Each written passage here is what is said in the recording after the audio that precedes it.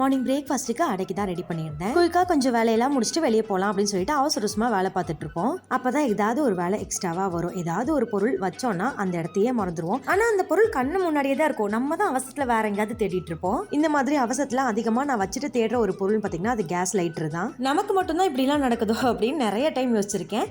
நீங்களும் இந்த மிஸ்டேக்ஸ் எல்லாம் பண்ணுவீங்க அப்படின்னா மறக்காம கமெண்ட்ல சொல்லுங்க. அடைக்கு மாவு அரைக்கும் போது கொஞ்சம் குறப்பா அரைச்சிட்டோம் அப்படின்னா தோசை சூப்பரா வரும். அடைக்கு மட்டும் இல்லை, இட்லி தோசைக்கு நார்மலா எப்பவும் போல மாவு அரைக்கும் போதும் லைட்டாக குறப்பா இருக்க மாதிரி அரைச்சிக்கோங்க. நல்லா சாஃப்டாக வரும். அரிசி உருந்து ரொம்ப நைஸாக அரைச்சிட்டோம் அப்படின்னாலே இட்லியாக இருந்தாலும் தோசையாக இருந்தாலும் கொஞ்சம் வலுவலுப்பாக இருக்க மாதிரி இருக்கும். எப்பவும் அடை தோசைக்கு அரைக்கும் போது கடலைப்பருப்பு தான் கொஞ்சம் கூட போட்டு அரைப்பேன். ஆனால் இன்னைக்கு பார்த்தீங்கன்னா துவரம் பருப்பு கடலம் பருப்பு ரெண்டும் ஈக்குவல் ரேஷியோவில் போட்டு அரைச்சிருந்தேன். சூப்பராக இருந்தது. நீங்களும் ட்ரை பண்ணி பாருங்க. அது போலவே அடைக்கு அரைக்கும் போது தேங்காய் பார்த்தீங்கன்னா துருவி போடாமல் பல்லாக கட் பண்ணி போட்டோம் அப்படின்னா அதுவுமே கடிச்சு சாப்பிடும்போது இன்னும் டேஸ்ட்டாக இருக்கும். நெக்ஸ்ட் டைம் கண்டிப்பாக ட்ரை பண்ணி பாருங்க. நீங்கள் நம்ம சேனல் புதுசுனா மறக்காம நம்மளோட சேனலையும் சப்ஸ்கிரைப் பண்ணிருங்க.